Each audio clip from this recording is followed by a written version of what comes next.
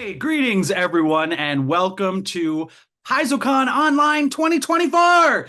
We are back for another full weekend of panel discussions and Pathfinder and Starfinder games and show specials on Paizo.com and partners with big discounts. And wow, everything's coming up Paizo. So we are so glad to have you, especially if this is your very first PaizoCon. Welcome. It's a tradition we've been doing for over a decade now. Every year about this time, we get together to celebrate Paizo and Pathfinder and Starfinder and all of you who are such an important part of the Paizo family.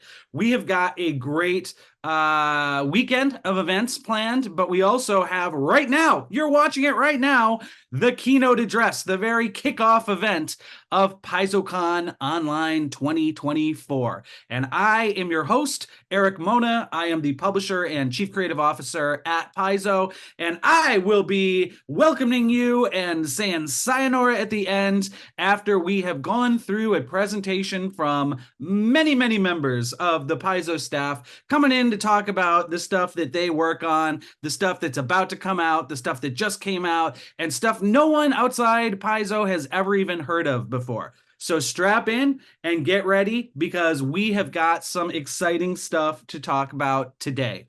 But before we get into the keynote, I do want to give just a quick overview of some of the great stuff that's going on at PaizoCon. We have online panels and games and streams. You can check out the whole shebang at paizo.com/PaizoCon. That'll be where you go to check out how to get involved with the PaizoCon Discord, where we've got members of the staff doing AMAs right now and other Paizo fans from all over the world gathering to talk about their games, get mustered for actual games that are running on virtual tabletops all over the place. Speaking of all over the place, this year we have some live PaizoCons. You may be at one watching this right now. So thank you to all of our partner conventions in Meat Space all around the world. A special shout out to KublaCon, who has got a big PaizoCon activity going on right now. We're thrilled to be working with them. Great convention. Up until now, you've had to choose because it's always on the same weekend. Do you go to KublaCon? Do you go to PaizoCon? If you're in the San Francisco area, you can do both. You don't have to choose. You can have everything. Speaking of having everything, we have panels, we have live plays, we have all kinds of stuff going on twitch.tv/official Paizo. You probably know that because you're probably watching that right now. Or maybe you're watching an archived version of this on YouTube and it's too late. You missed it. Or maybe you saw it and you want to do it again. Great. Paizo is online all weekend, all over the place. Paizo.com/PaizoCon, on the Paizo official events Discord, at cons all over the world, on Twitch, and virtual tabletops. It's a cavalcade of Pathfinder and Starfinder excitement all weekend long. We also want to celebrate by cutting you guys in on some cool deals. There is a discount code at Paizo.com all weekend long, and that code is PaizoCon24. Should be pretty easy to remember. PaizoCon 2024. Can I remember it? I don't know. PaizoCon 2024. Type that in and it'll unlock some cool discounts on stuff like the sketch covers for Pathfinder Player Core and Pathfinder GM Core. 120-day retailer exclusive. We've got a few left over. 120 days have passed. We'll get them to you at a discount. We'll also get you some WizKids Pathfinder Battles miniatures. Those are on sale with the discount code. Paizo's board games like Goblin Firework Fight and Elemental Stones. Oh my gosh, a discount. We also have backlist Starfinder products, backlist Pathfinder accessories. There are hundreds and hundreds of products that are unlocked with a discount code of PaizoCon 2024 on Paizo.com. We also have partner sales. So we've got sales going on with our partners at WizKids. Drive-Thru RPG's got a sale on. Roll20's got a sale on. And of course, everything on the Pathfinder and Starfinder Infinite websites over on Drive-Thru. Those are running discounts as well all weekend long. It almost seems like the whole planet is engaged in PaizoCon Online 2024, and I couldn't be more excited. We've had so many new fans and players come to check out Pathfinder, especially in the last year. We welcome you all. We hope that you are enjoying your time and you find a welcoming home here at Paizo, and especially this weekend at PaizoCon. I want to mention also that this year, PaizoCon is partnering with a great charity called Take This that focuses on mental health in gaming. And we have got a number of special Pathfinder Society and Starfinder Society boons that we're offering up in a charity auction exclusively this weekend. So you could check that out, get something special for your character, and do something special for the gaming community. Once again, your master key to everything going on this weekend at PaizoCon is paizo.com/PaizoCon. So with those preliminaries out of the way, let's talk a little bit about what's going to be happening over the next hour, hour and a half or so, and that is the annual PaizoCon Keynote Address. You're watching it right now. All you need to do is keep sitting there and listening, and oh my gosh, it's happening right in front of you. And what it is a parade of the folks who work on Pathfinder and Starfinder every day. And we are going to come on and in groups talk about the stuff that excites us, the stuff that we're working on, the stuff that's come out, the stuff that's about to come out. And there are even some pretty significant reveals coming your way in the next hour about stuff no one even knows about. There's probably people at Paizo who don't even know about some of this stuff, and everyone's going to be blown away, I hope, because we've got some really cool stuff we want to share with you. We're going to start today with the Starfinder team. We'll bring them in. They're going to talk about the exciting new Starfinder Adventure Path, Mechageddon. This will be the grand finale Starfinder First Edition Adventure Path coming out very, very soon. And we've got the creative staff here to give you the lowdown on everything you need to know about Mechageddon. After that, we'll talk about Starfinder's next major journey, which is Starfinder Second Edition. We're already running pre-playtest field tests that you can get on Paizo.com. That's been a tremendous response. We're bringing Starfinder Second Edition in line with Pathfinder Second Edition's very popular rule set. So great things like the 3-action economy, degrees of success, all of those things are coming to Starfinder after being developed and become more popular over the last few years with Pathfinder Second Edition. Now they're going into the future with Starfinder. There's tons of details about that the Starfinder team is bursting at the seams to tell you all about. So we'll welcome them in. They'll give that whole presentation. It's going to be really rad. Then in comes the Pathfinder design team, and holy moly, do they have some cool stuff to reveal. We are on the precipice of the release of Player Core 2. That will be the final of the 4 remaster books that we kicked into production during that whole, I don't know if you heard about it, but there was a kerfuffle about the open game license about a year ago, and our team has been working like demons to try to get rid of some of that old legacy content that wasn't kind of stinking up the place, and to really make Pathfinder its own, and to make small refinements on the second edition rules set now that we've had it out for a few years. The response has been tremendous, and there are some really exciting things coming in Player Core 2, and the Pathfinder design team is super stoked to pull back the curtain and tell you all about it. We'll also go into a little additional detail about the current book, The Belle of the Ball, The Howl of the Wild. This book is in the process of coming out right now. It's got tons of new ancestries, tons of new rules for the wilderness and creatures and monsters. It's a rad book, and the team has a lot to say about it, and I can't wait to hear what they have to say. And then the team will go even further into the future and discuss a book from 2025, and that book is Battle Cry. It's got all kinds of stuff about combat, about war, about mass scale battles. It's going to be rad. And the key of that book are two character classes that are currently in playtest, the Commander and the Guardian. And the team working on Battlecry is super excited to come and talk about the development process for those classes, what else is maybe in store for that book. Lots to discuss, lots to reveal on the Pathfinder rules front. But Pathfinder's not just rules, y'all. Pathfinder is also the Lost Omens campaign setting. And we are right in the middle of one of the biggest expansions of Lost Omens lore that we have done since the birth of the setting way back in 2007. I'm talking, of course, about Tian Xia. Our Tian Xia World Guide was released recently, and it is a fascinating look at the continent on the other side of the planet from Avestan and Garund, the bullseye of the Lost Omens campaign setting at the beginning. But the Lost Omens campaign setting is a whole planet, and it is high time that we bring the continent of Tian Xia to you all updated. It is Asian fantasy at its finest. We are super excited about it. You've seen the world, I hope. It just came out. But now you'll get to see all about the denizens, the inhabitants, the ancestries, the cultures, the traditions, all in the Tian Xia character guide. And we've got the team here during the keynote to talk a little bit more about that. Could not be more excited about Tian Xia.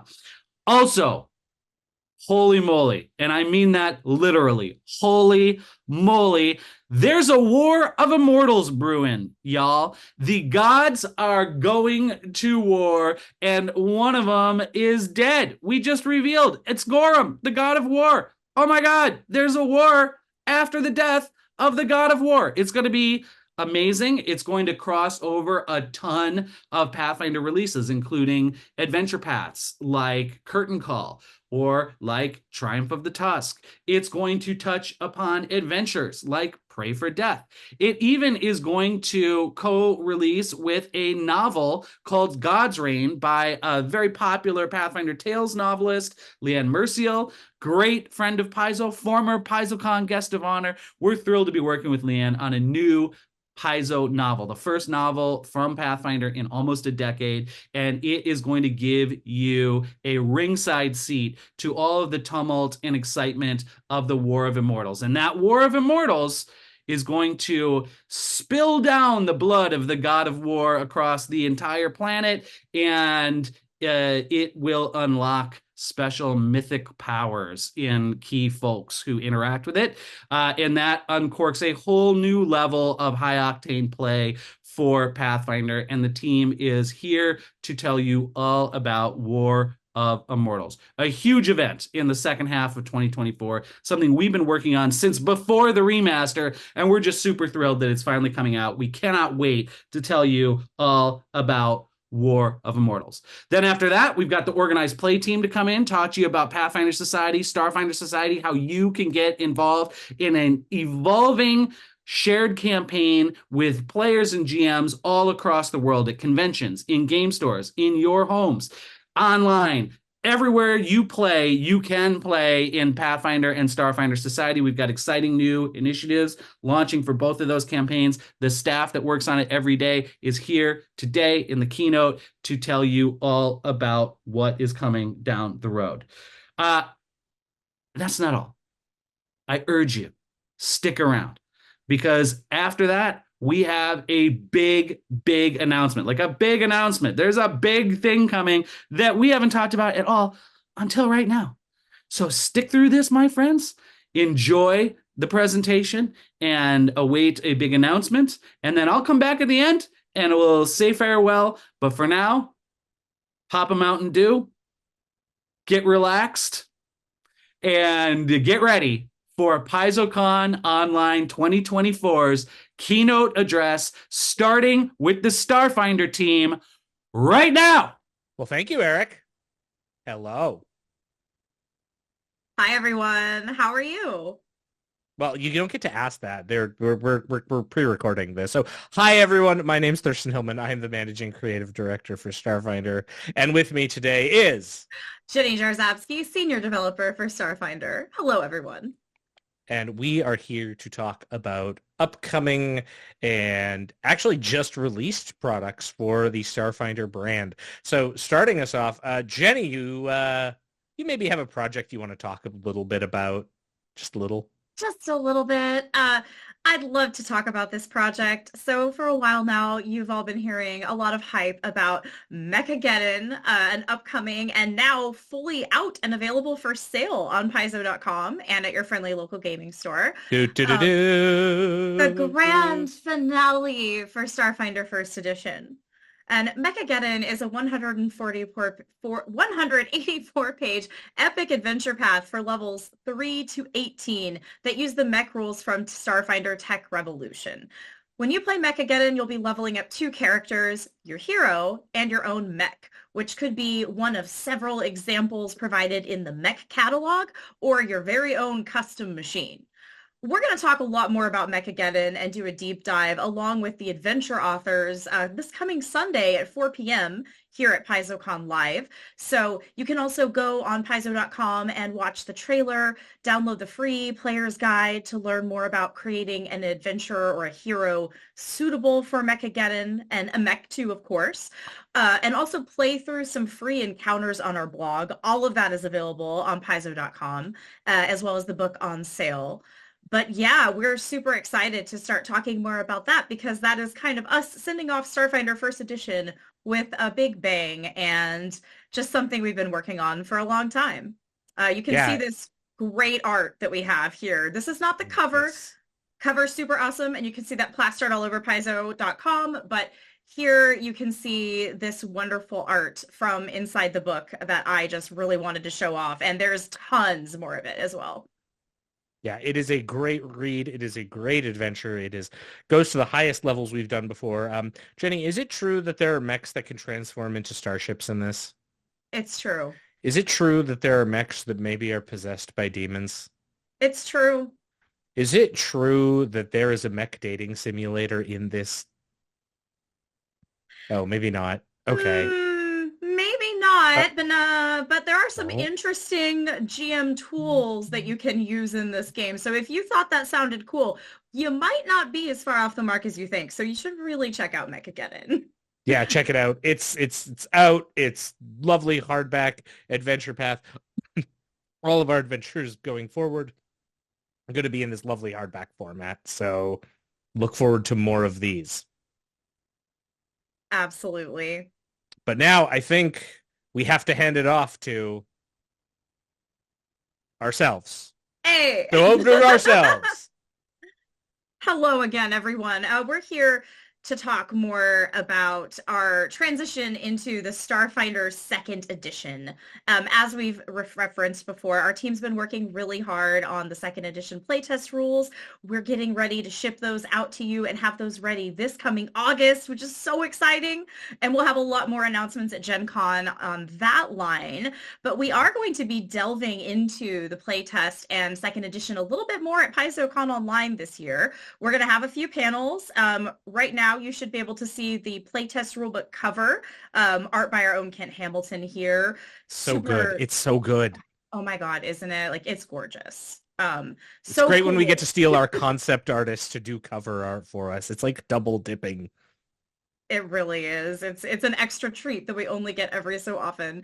And this book is just full of really cool spreads like this one that you can see with our Skittermander Prisma here.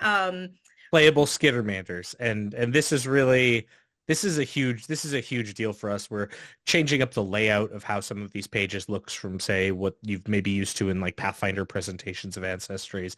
This is all by our own art director Kyle Hunter, who did a really good job with these. Here you can see Prisma. You could maybe, if you like enhance, you can find some stats for playable Skittermanders. All of that and more is going to be available in the playtest core rulebook, which 264 page softback book that we will be releasing at Gen Con this year, so this summer. And along with that, we will also be having some other products, but we'll also be releasing the PDF for the playtest rulebook for free online. That's just because the Starfinder playtest rulebook is going to require the Pathfinder Player Core and Pathfinder GM Core, the recently remastered books.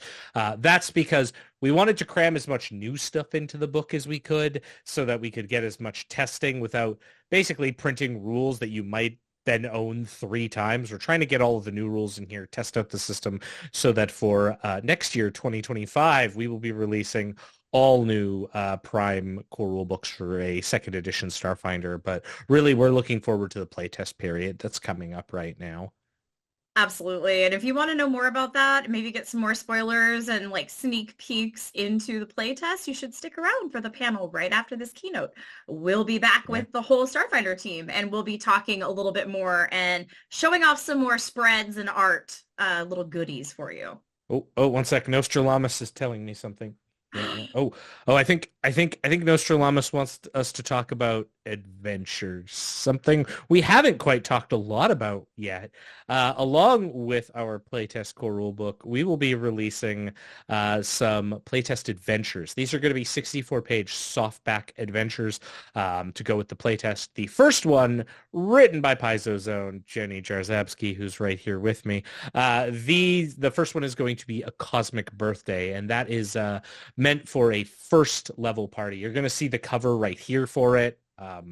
Sort of a comic book style. It looks gorgeous.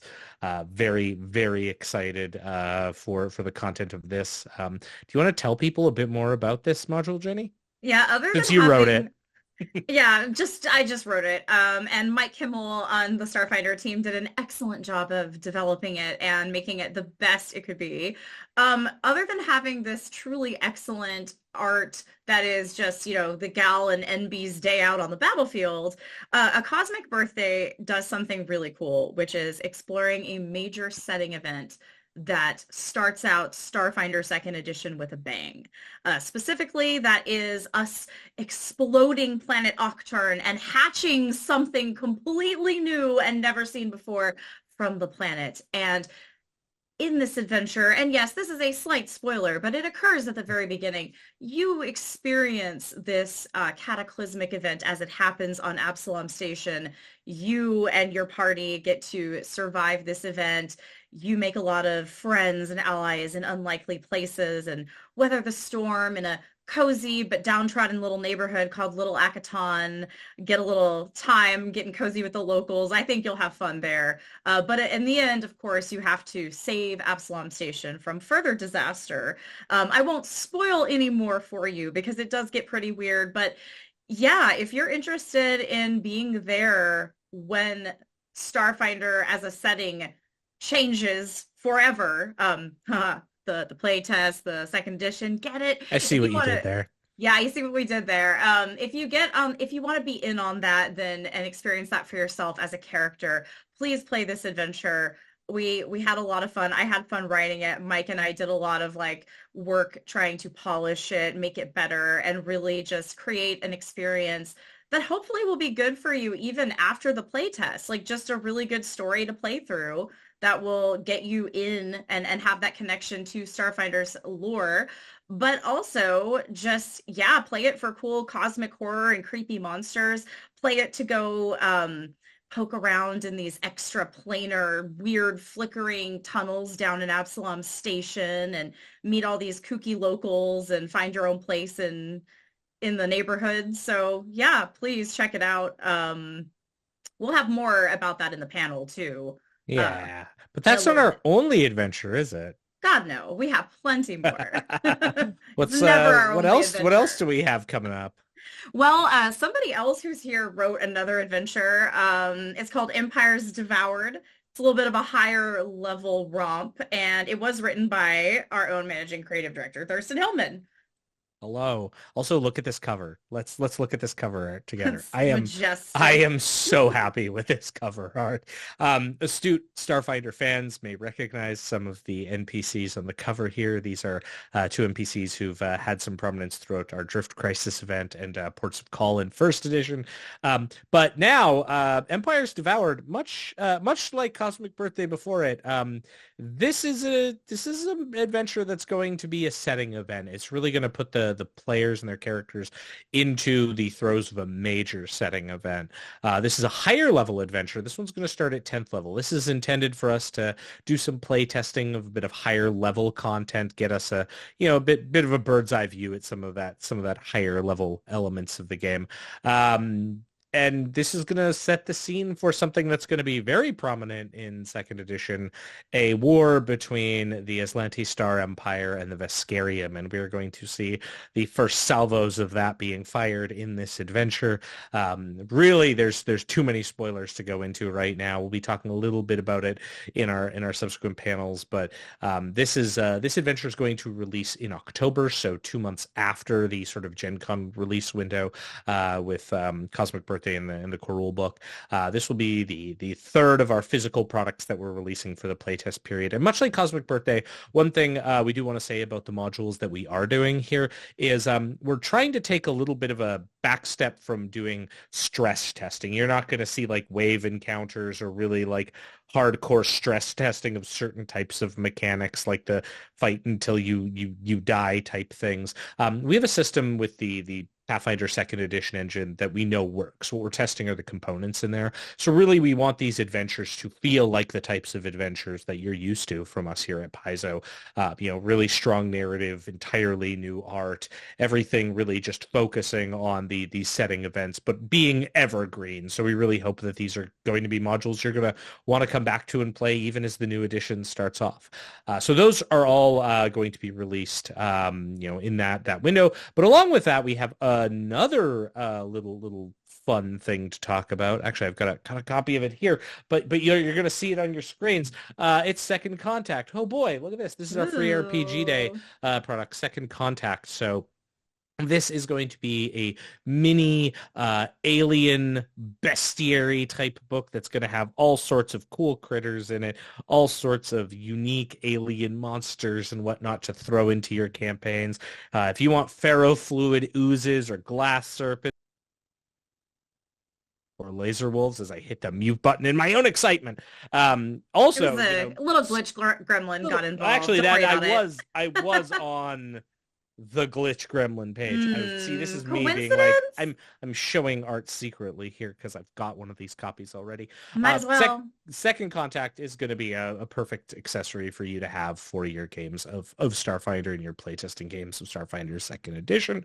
And heck, if you're a Pathfinder player, there's even rules for a playable Squawk's Companion in there. So have fun with that. And that is one thing we also really want to stress with all these rules is that everything we're releasing here is fully compatible with Pathfinder second edition and vice versa, that all of your Pathfinder second edition content is just going to work in Starfinder second edition. And this brave new era of compatibility, we're excited to talk more about it at our panels. We're excited to talk more about it in the future. You're also going to be seeing at Gen Con us releasing Playtest Adventures. These are going to be a new style of adventure designed around 2-hour playtime periods. We'll be releasing those as PDFs. We'll be talking a little bit more about those in the panel after this as well. There's a lot coming up. Certainly the playtest content, we've talked about it a lot here, but we also ask that everyone kind of follow through this journey with us, because at Gen Con, we're going to open up the floodgates. Gen Con is where you can hear from us next about all of this, and that is where we are going to be revealing the master plan and showing off a lot of what is to come for Starfinder. And we're also excited about this playtest and this new edition. Jenny, anything else you want to add before we hand it over to our next panelists? Yeah, just to say, you hit the nail on the head there, but all you first edition fans, join us Saturday at noon. So tomorrow, we're going to have a panel that talks a bit more about the transition from first edition to the playtest.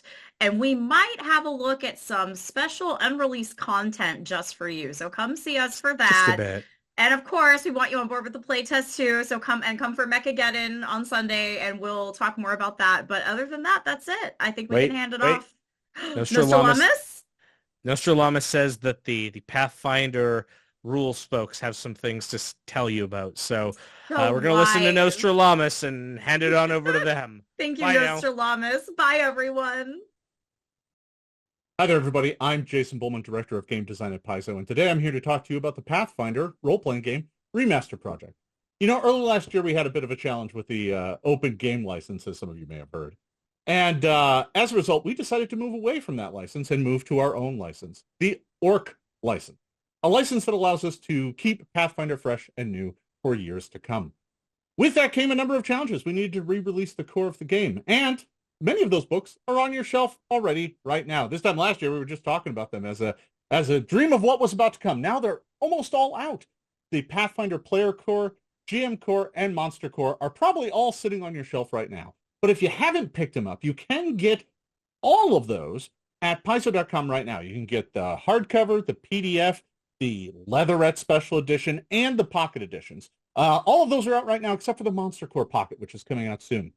We also produced special Wayne Reynolds sketch covers. These are exclusive to retail, but only for a limited time. As of right now, the Player Core and GM Core sketch cover versions are available at Paizo.com. But that's not all we've been doing over the past year. We have other books coming out as well. We're super excited to talk about them. We're going to be talking about Howl the Wild, which just came out. You're going to hear about that a little bit later on in this keynote. Our next upcoming rulebook is Player Core 2, which rounds out a number of the core options for the game. This kind of completes the whole symphony of remaster books. It's scheduled to release August 1st, and you'll hear more about that here in just a second. But before I toss it over to Logan to chat about it, I want to show off a little bit from this book. So I'm going to show off an image from this book. This book is jam-packed with truly amazing new art. This piece right here features Korakai and Sione taking on some fire elementals. I'm really excited for some of the changes, especially to the various classes in this book. The Oracle in particular got some fascinating changes. I'm wondering if poor Korakai here is suffering from the new Cursebound condition. You'll hear more about that later. That's just a little tease from me. That really might slow him down. So I guess you'll just have to wait to find out more about that. But next up, I'm going to toss it over to Logan to talk more about Player Core 2, and then he's going to toss it to Mike Sayer a little bit later to talk about War Immortals and the Battle Cry playtest. Logan, take it away. All right, thank you, Jason. Yeah, I'm going to talk a little bit about Player Core 2 here. This is a very exciting book because we did so much work in putting all this remaster together, and we're really looking forward to people very soon getting to kind of see the complete picture, get all their player options. This is kind of the big player option book. If you played before the remaster, this is pretty similar to Advanced Player's Guide. You're going to get a little bit more of everything: ancestries, classes, archetypes, feats, spells, magic items.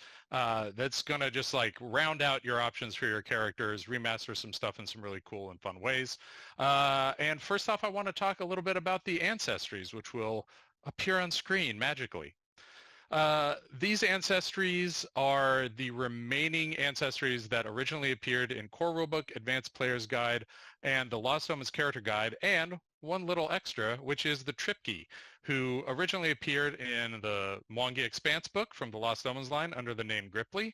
And this is updated, more froggery. All these classes are actually revised and expanded. If you saw the treatment that the Player Core ancestries got, this is pretty similar. You're going to get all kinds of cool stuff kind of all compiled in one place. And it's not just ancestries. We also have new versatile heritages in this book. You're going to see the Dhampir, who are going to give you all your vampiric goodies, the Duskwalker that was from Advanced Player's Guide, and check out this images of the heritage selection. You'll also see the Dragonblood, which is a brand new heritage. Luis Losa, who's kind of our resident dragon master for the remastered dragons, oversaw the creation of this versatile heritage. We're going to have a lot more to say about them in the Pathfinder Remaster Project panel that is going to happen Saturday at 1 p.m. But I'm just going to say right now that one of the cool things about the Dragonblood heritage is that it's really flexible. Whatever dragon stuff you want, you can put in your character. Anything you don't want to have, you don't have to have. So it really covers just a really wide swath of different dragon style characters. You can choose how dragony they look, whether they can breathe fire, whether they can fly. There's a bunch of cool dragon options, and you get to mix it exactly with the ingredients you want. Now, you might be thinking, there's a big chunk of this game that I'm really excited about, and I'm waiting for him to shut up about these ancestries and talk about the classes. So there are 8 classes in Player Core 2. They are the Alchemist, the Barbarian, the Champion, Investigator, Monk, Oracle, Sorcerer, and Swashbuckler. And we have a nice, lovely picture of those right here as well. When the remaster came out, we did put up some errata that made a lot of classes playable with the remaster rules. That was kind of focused on giving you the tools you needed to keep playing your existing characters right away. But you'll find in Player Core 2, there's a lot more revision.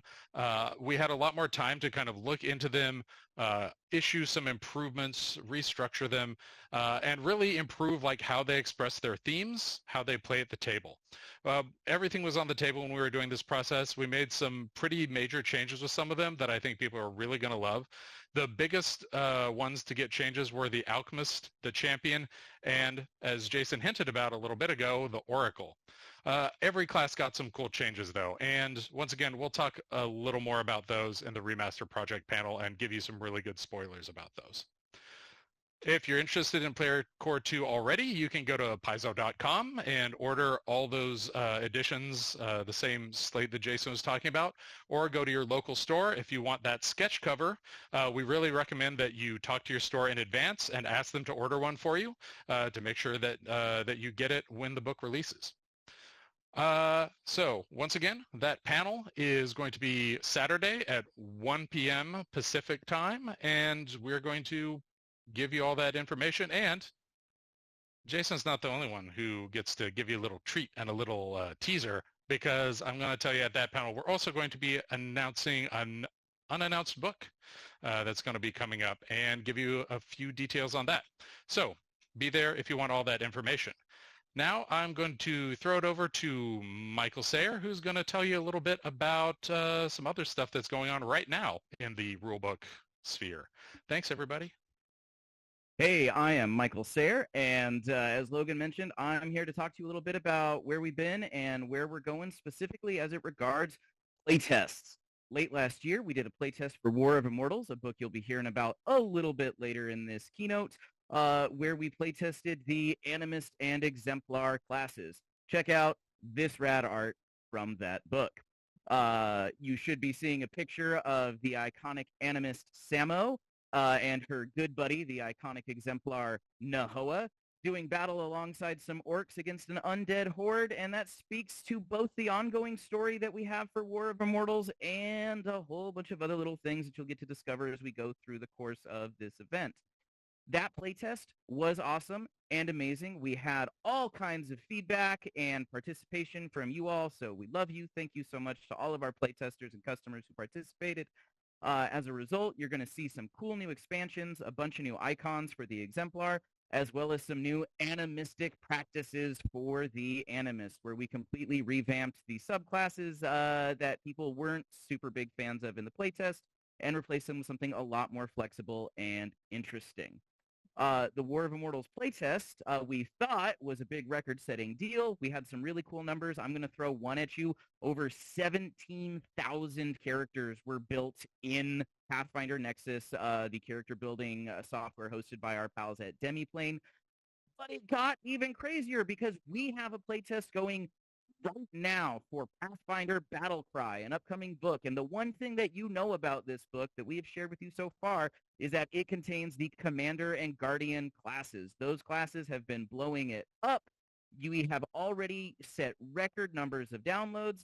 Y'all busted through the ceiling that was set with the original Pathfinder beta over the entire course of that original playtest that kind of set the stage for everything this company would be. In 4 days, Battlecry surpassed those numbers by the tens of thousands. So y'all are apparently real excited about these classes, and we've been really excited to hear everything that you have to say about them. As a result, we have made this one of the longest running playtests we've ever run outside of a full edition playtest. It's going all the way through June 21st, and we want you to get in, get playing, and tell us how they act at the table.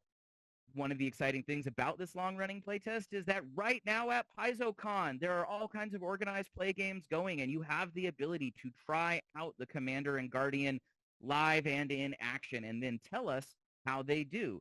So make sure that you've gotten that time at the table, you've done the fun things, you've seen everything that we have to offer and everything that there is to do, and then go to paizo.com/Pathfinder Playtest, access our survey, and tell us what you thought we could do better, what you loved, what you didn't love. And in about a year and some change, next Gen Con, you'll get to see how we interpreted all that data and how we took the things that you loved and made them even better, and how we took the things that you hate and made them kind of disappear and go away, hopefully. All right. That's all I've got to tell you. We're going to, like I said, we're going to pick up more about War of Immortals later in the keynote here, so this won't be the last time you see my smiling face. But for now, I'm going to go ahead and I'm going to toss the mic to my good friend James Case and his partner Simone so they can tell you about some other cool projects that we're working on. Hi, everyone. I'm James Case, Senior Designer at Paizo, working on the Rules and Lore team, and I'm here with you all today to talk about Howl of the Wild, and joining me here is... Hi, I'm Simone. I'm one of the senior editors here at Paizo, and I was one of the edit leads and one of the authors on Howl of the Wild. Yeah, so Howl of the Wild which has just come out a couple days ago, is our newest book. And following many of our previous books, like how Book of the Dead focused on the undead, or how Rage of Elements had a lot of elementals in it, Howl of the Wild is our big book all about animals, beasts, and the natural world. It's a little bit of a scientific journal. It's a little bit of an adventure story. It's got a little bit of everything. Simone, what can you tell us about kind of the story of this book as it all kind of comes together? Yeah, so of course we have a lot of stat blocks in here for you all, but we've also kind of framed the book through the lens of an Uruk-hai or lizard folk naturalist named Barenthet. He is exploring the world on a scientific expedition in search of the legendary wardens of the wild, which are supposedly mythological creatures that he grew up hearing tales about as a child. And he puts together an eclectic crew and gets a fantastic airship and heads out across Galarian. So we really wanted to kind of infuse all of the stat blocks and data that you're getting with some of his childlike wonder as he's making new discoveries and bringing you along for the ride. And you can see some of this on this lovely cover here by Wayne Reynolds. You can see Barenthet hanging on for dear life to the side of the airship Zoetrope, along with Chariclea, who is the research scribe for the expedition, and Tolero, who's the scout. And you may notice that Chariclea is a minotaur and Tolero is a centaur. Howl of the Wild has a number of monsters in it, but it also comes with 6 brand new ancestries. These are the minotaurs, which are big and strong, centaurs, which are swift, the Athamarus, which are a fish-like people who have coral, eels, that sort of thing, merfolk, who have all manner of magical abilities, from siren songs to controlling the waves and water, awakened animals, which lets you play as really kind of almost anything from tiny to large size, and a number of body plans. And last are Circe, is a totally new ancestry of this book, full of who are an insect-like people who feast on magic and who have just kind of come up from the earth through the surface. So each member of the crew in this book represents one of these ancestries. So, you're not just getting to see kind of what their abilities are, but you're also getting to know them through the lens of this sort of found family we go around Galarian with. Simone, do you have any of the crew members who you kind of like to, I know Barenthet's kind of our son. Our son, yeah. What about the crew? Gosh, I definitely cannot pick a favorite. Everyone did a really fantastic job. One of the things that I like a lot about it is, like you were saying, James, not just the the kind of intro to the ancestries, but these specific individuals as well. We talk about them, we introduce them in the beginning, but you're going to see like little bits of writing and personalization from them throughout, including in the bestiary section of the book. So you'll be reading about one monster, and you'll see that Greffu, the Athamaru chef on board the Zoetrope, suggests if you happen to defeat one of these monsters, perhaps steaming it and eating it with lemon. So I definitely don't have a favorite crew member. I think they're all terrific. I know we've had several people express their love for Dr. Palm, the Awakened Badger, but they're really all favorites. We can see an image of Baron Thet and Dr. Palm and Cherry Clea here. This is, I think, the opener to the monster section, and we can see Baron Thet getting into a little bit of trouble here. So this is, this book has a lot of creatures in it. We have both expansions of classic monsters, minotaurs, hydras, that sort of thing, as well as a bunch of totally new ones. I know one monster that I really like in this book is the concert frog. It's a kind of a big frog inspired by the real-life mouth-brooding frogs, and it has just 3 little froglets that sit in its mouth and sing songs that can kind of buff its allies with various effects, as well as the hardhead mole, which is a small little mole that hangs around in gnome burrows, and its head lights up with fun lights when it's hit. It does have resistance to bludgeoning, so it's not getting hurt, but it's a fun little pet. I wanted to highlight a couple of creatures that we have in here very quickly. One that PCs will either love or hate is the gold-eating Marp. We also have the gem-eating or carrying Talden Cave Squirrel, and then we have the PC-eating Mammoth Landstar, which is 8 to 12 feet in diameter and is a relentless land predator, but this is the one that Greffu suggests eating with lemon, so that might be worth encountering. And of course, in addition to monsters, there's all sorts of other options for your PCs inspired by them. We have everything from archetypes around using claws or wings to attack to some new witch patrons I know that Simone worked on that give you a bit of that power of the wild, or even new gear you can make. So if you find a Thunderbird nest and maybe scavenge some of its feathers, you can make the Storm Herald, which is a fan that has some lightning powers, that sort of thing. So this is a really fun book. It's full of all this wonder into the natural world. Really, we hope that kind of the love that us and a bunch of the authors have for just all of the wacky things animals can do in our real world carry over when you add in that Pathfinder magic to it. The book is out now. You can go check it out and let us know what your favorite animal is. But for that, I'm going to pass the baton to my coworker, me, next to talk about Tian Xia. So have a good con, everybody. Thank you, Me, for introducing me into this panel to talk about Tian Xia. I'm James Case, Senior Designer on the Pathfinder Rules and Lore team, and I was the design lead for the Tian Xia project alongside my colleague, Eleanor. Hello, I am Eleanor Farron. I am a senior developer, and I was the development lead for the Tian Xia World Guide and the Tian Xia Character Guide. Yeah. So the Tian Xia project is something that Eleanor and I have both been very excited about for many years now. This is our big look into Asian fantasy and folklore and mythology. And unlike a couple of the region books we've done so far, we have 2 books on the docket now. One is the Tian Xia World Guide, which just came out in April. And the other is the Tian Xia Character Guide, which comes out this August. The World Guide is our big lore and setting book, and the Character Guide will be our player options book. So Eleanor, do you want to start us off talking about the World Guide? Sure. The World Guide is a lot like the Pathfinder World Guide, or for those of you who are older fans, the Inner Sea World Guide, but it is for the continent of Tian Xia, which is inspired by Asian culture. And if you want to get a good look at all the countries that appeared in the Dragon Empire's Gazetteer back in Pathfinder First Edition, or if you're just interested in Asian fantasy in general, you can check it out. Yeah. And one of the biggest cities that we have showing up in this book is Goka, which a lot of you might remember from the Ruby Phoenix, Fist of the Ruby Phoenix adventure path. And those of you who played through it may know that some things happened in Goka as a result of that. And this book is an update on how that all resolved and came out.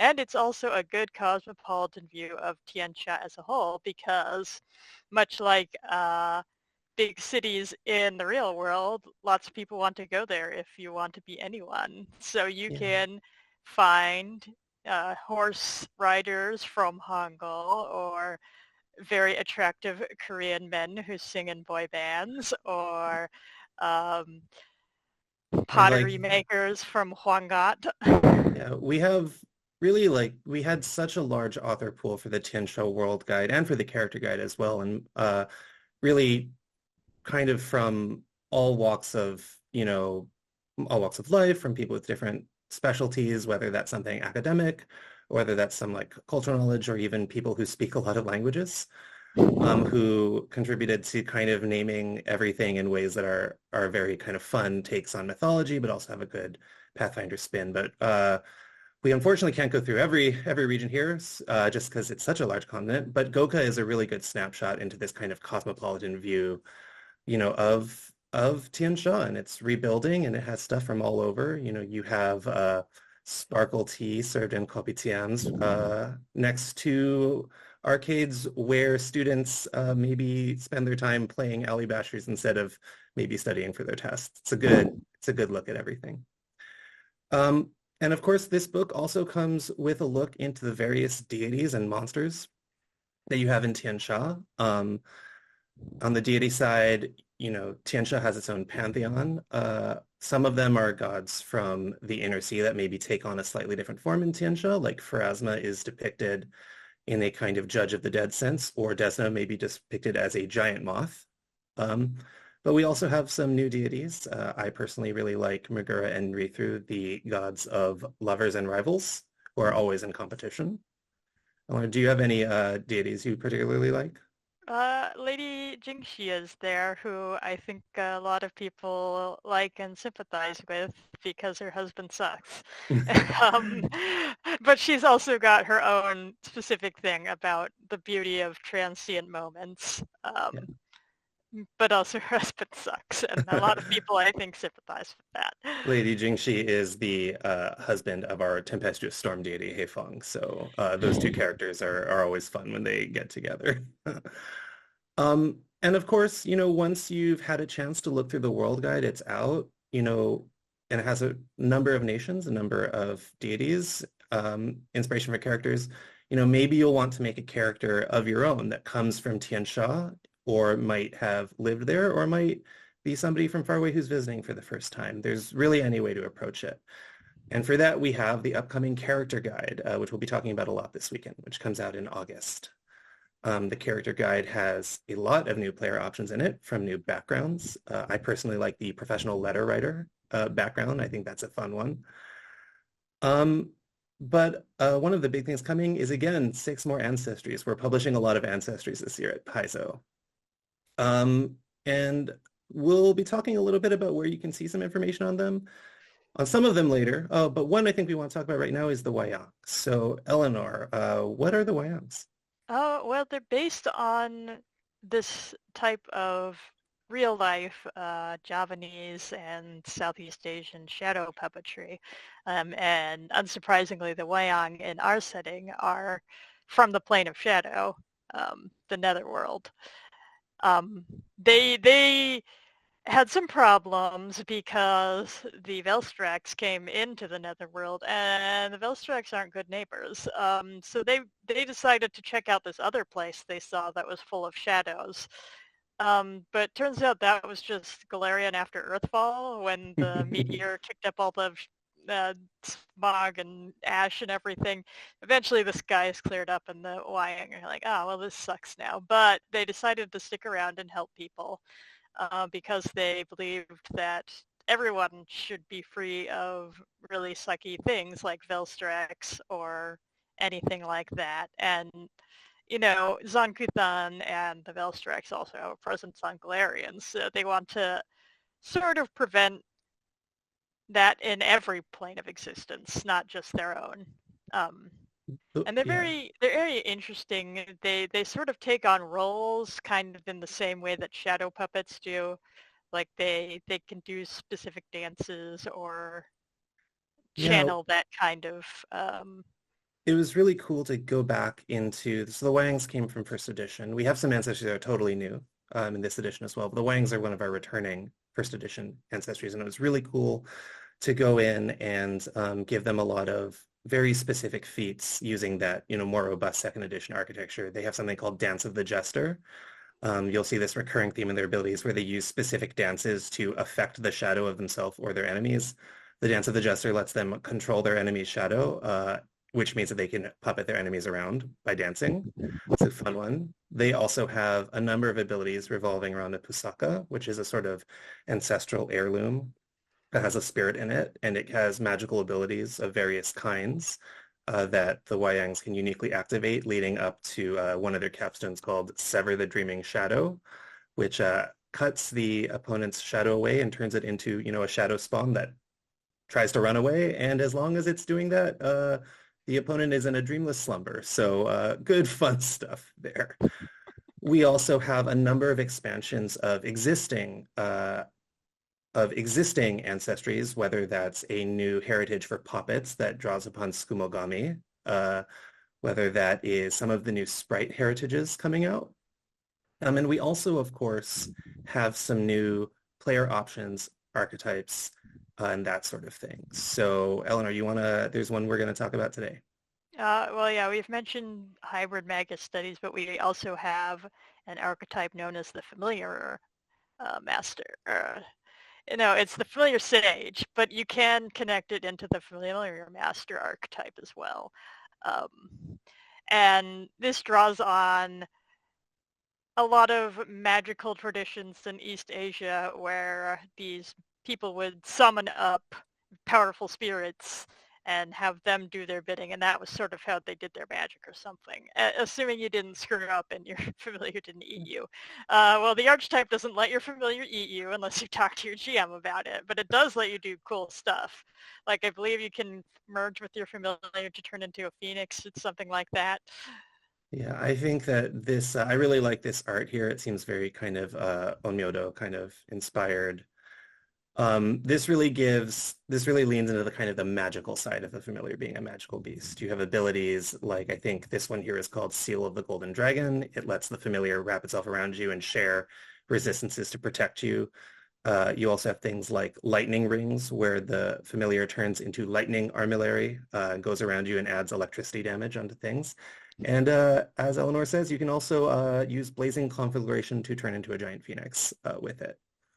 We also have some new specific familiars and animal companions kind of coming with this in this book. I know there is some papercraft familiars that I think go with this theme very well, and there's some other stuff like the, what was the crab, Eleanor? Oh, the durian crab? The durian crab? A crab that rolls up into a ball, and you can kick it at people, and it will bounce off them like a great big volleyball, but with spikes. It's amazing, and I love them. We will have a panel talking about all things Tian Xia later this weekend, during which we will focus a little bit more on the archetypes instead of the ancestries. And you might ask, well, why aren't we going to talk about the ancestries? And that is because you can see them in action for yourself. Our partner Stella Luna will be having a special stream of the Mountain of Sea and Sky Pathfinder Society scenario, a Tian Xia scenario, this Saturday, May 25th at 6 p.m. Pacific, Twitch TV/Stella Luna for Asian American Pacific Islander Heritage Month. The World Guide is out now, and you can pre-order the character guide. So this is a great time of year to be looking into some things, all things Asian heritage and culture. So if you're interested, we highly recommend you check them out. Come back, check out that stream, and you will definitely see some fun Tian Xia character guide options in action. Other than that, I think next we're going to talk about the War of Immortals, so I'll pass things to my colleagues to talk about what it's like to kill a god. Hey, I am Mike Sayre, and I am here to talk to you all about War of Immortals. This is a key book that is part of a massive interlocking event that we've worked with a number of partners, both within and without the company on. Here today with me are my esteemed companions in this endeavor, Mark Moreland, Luis Loza, James Jacobs, and John Compton. I'll be getting us rolling here, though, and assuming that my artomancy has worked correctly, right about now you should be seeing the cover of War of Immortals. What you are seeing here is the two new iconics, Samo and Nahoa, the Animist and Exemplar, respectively, in a pitched battle against Cezuriel, the Apocalypse Rider of War. This is an event that actually takes place during the hardcover rulebook, War of Immortals, at about the midpoint of the book. So let me back it up a little bit by telling you what this book is. War of Immortals is an expansive rulebook introducing 2 new classes, several new class archetypes, a slate of mythic rules, which I will talk about in just a moment, as well as some awesome new mythic monsters. This book is set in the background of the War of Immortals, an actual in-world era that starts with an event called the God's Reign. Trigger Artomancy, you should see Gorham dying, blood raining down from his severed armor, and a bunch of people down below screaming in terror. If you're not seeing that, picture it in your minds. This event is actually precipitating, both literally and figuratively, for our iconics, as Nahoa, the Exemplar, is battling a demon bird in the sky. He is struck by some of this raining blood, which infuses him with both his deific powers as an Exemplar and also a calling. What's a calling, you say? Well, I mentioned that we're going to be talking about mythic rules, and that is the foundation of those rules that you will find in this book. Every character gains a calling, and mythic rules work something like the free archetype rules. If you're familiar with those, you'll find these pretty easy to deploy. At some point, early on in your story, typically, the characters will come in contact with an event that imbues them with mythic power and a calling. Some of these callings are going to actually speak really well to all different kinds of characters. 2 that I thought were particularly interesting, given that we also have the Battle Cry playtest going on right now with the Guardian and Commander classes, are the Guardian's calling and the Sage's calling. Somewhat coincidentally, but not that coincidentally, these 2 callings will work really well with characters who either want to guard their allies or leverage their knowledge to increase their own power, and go forward and affect the gameplay world directly. Mythic rules use these mythic callings to lead into mythic feats that sit on a free archetype framework. And one of the identifying things that they give you is the ability to use abilities at mythic proficiency. This is a proficiency beyond legendary that allows you to add a spectacularly huge number to certain thematic roles, and tell the GM, well, I'm going to do that. I'm going to do it really, really well. As you gain in power, you'll get to higher levels, and you will unlock a mythic destiny. These mythic destinies give you a cool, new, deeply flavorful set of abilities.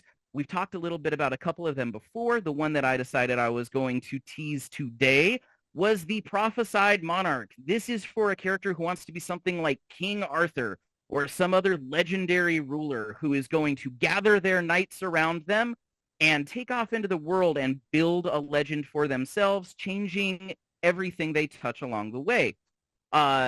A Prophesied Monarch might not necessarily be just a guy with some knights, though. We talk a little bit about how this could also be a pirate captain with their loyal crew or other various configurations thereof. So you will get to experience these rules and learn a little bit more about them as we go forward, but that's kind of the basic foundation that War of Immortals presents for you to work from as you learn a little bit more about this game and this new subsystem we've introduced. What are mythic rules without mythic threats, though? That's an excellent question. I'm so glad I asked it. Let me tell you a little bit more about that. We introduce mythic monsters in the latter portion of this book. These are monsters that are exceptionally unusual and powerful threats with abilities that go entirely outside of what you might expect in big and flashy ways that will require mythic heroes to refute them. We did not change the level scaling of the game with these mythic rules, but an 11th level mythic monster will end up winning a fight against an 11th level non-mythic monster pretty much every time, because the abilities and the options they have just go outside of the math framework into the game, and it is some cool and wild things. For example, one of my favorite mythic monsters is the Immortal Trickster. He is an ancient entity who associates with ravens, coyotes, and foxes and things. One of his abilities is that when he would die, he actually just swaps places with any other fox, raven, or coyote in like 100-mile radius around him. So he's really hard to pin down and actually finish off if you get into a fight with him. And that's the kind of wild and crazy stuff that you will have to learn how to overcome, leveraging your mythic abilities as you go through the game. So this is an awesome new set of tools. It was created by a wonderful set of people. In particular, I want to call out my fellow cover authors on this project, James Case and Leanne Merciel. James Case wrote the Exemplar class and some other cool tools that you'll find in here. Leanne Merciel also made some cool contributions like the mythic kaiju Agira, who you can actually fight, something we have not let you do against a kaiju before in the game up to this point. And she wrote the story that frames this entire book. But that's not the only thing she wrote. So I'm going to go ahead and toss the mic over to my companion, Mark Moreland, so he can tell you what else Leanne has been up to as we've worked on this project. Hi, I'm Mark Moreland. I am Director of Brand Strategy at Paizo. And for the last, let's call it 5-6 years, I've really been the champion for fiction on the Pathfinder side and Starfinder as well. But we don't have anything to announce about Starfinder fiction today. Anyway, we haven't done any novels for about 6 years when our deal with or our partnership with Tor was not renewed. And we've had people asking for fiction from us for a long time. Well, among the best authors to have written Pathfinder Tales fiction for us a decade ago was Leanne Merciel. So when I learned that Michael and the rules team had tapped Leanne to write story for such a huge event, and given that Jim Butler, Paizo's president, tasked me and Eric Mona with putting a Pathfinder novel on the schedule for 2024, I sort of knew that we had to have Leanne continue the story in novel form that she started in the War of Immortals hardcover. Now, to be clear, the novel that she's written for us takes place in the larger War of Immortals framework event, but it does not require you to have read the War of Immortals and vice versa. Her novel is called God's Reign. The cover of that novel is behind me here. You can see our iconic cleric, Kyra, and her wife, the iconic rogue, Mauriciel, here fighting a big old monster. Well, that monster is Varix That Was. Varix That Was is a new spawn of Robogug, who basically came to power around the same time that all of this God's Reign stuff was happening. The Varix is a name you might recognize as being an orc god. Well, Varix isn't an orc god anymore. That's Varix now. And among the other threats that our iconic heroes, as well as Amiri, the iconic barbarian, and Ezrin, the iconic wizard, are going to have to deal with is this new spawn of Robogug and a god dying and raining god stuff down upon the world. Sure would upset the balance of power. And if there were a god that happened to be imprisoned in the middle of the planet and a piece of that god stuff happened to hit a weak spot in that prison, boy, it sure would be convenient for him to try and escape. And luckily, several of the members of the iconic adventuring party, I'm not going to say who, do receive mythic power, one from the God's Reign and one from someone else. And they have to use that to basically prevent the end of the world. This is a change of pace from what we used to do with the novels, which were to have the authors create their own characters and tell relatively small scale stories that didn't change the status quo of the setting when they were done. That was done in part so that players of the game never felt like their game or their actions were being counteracted or superseded by a work of fiction that they took no part in. but a lot of the feedback we heard was that people wanted the setting to change as a result of the actions of the stories they were reading. This large-scale event where gods are already dying, that's not happening because there's a novel. Presented the perfect opportunity for us to tell large-scale stories where if you don't read the novel,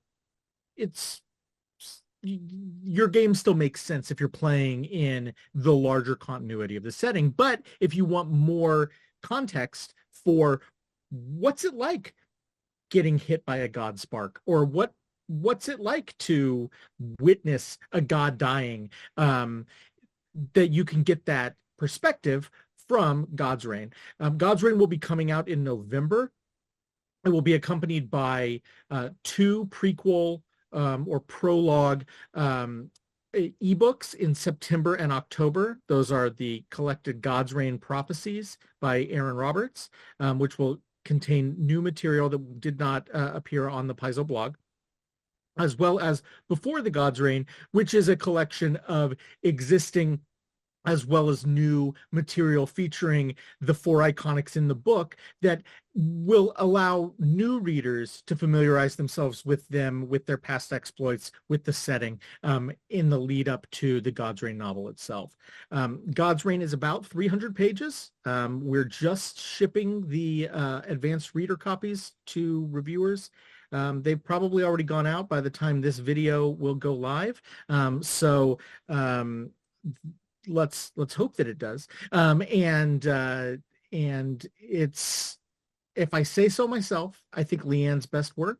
And so fans of her past stuff are really going to love it. I think new people, new readers are going to find it both exciting and a good jumping on point to the setting of Pathfinder, the War of Immortals event, and to Pathfinder fiction in general. So be sure to check that out in November. You can pre-order it now on Paizo.com, and it will be available in hardcover, in ebook, as well as audiobook, and the pre-order options for those digital versions will be coming down the road. So be sure to check that out, and I'm now going to pass it to James, who has some things to say about some adventures or some stories in which your characters can be the protagonists instead of the iconic characters. Hey there, PaizoCon. I'm James Jacobs. I'm the narrative creative director for Pathfinder, and I'm coming to you live from a really tall chair outside of the town of Sandpoint. We've got a lot of fun adventures coming out this year. 7 Nukes for Sandpoint's already out. We're in the middle of the Wardens of Wildwood Adventure Path. But we're here to talk about adventures that are still coming out and how they tie in specifically to the War of Immortals storyline. It's always tricky to talk about adventures without spoiling things, so I'm going to try to keep things pretty spoiler free, but there'll be a little bit of that in here. I'll try to keep them as minimal as possible.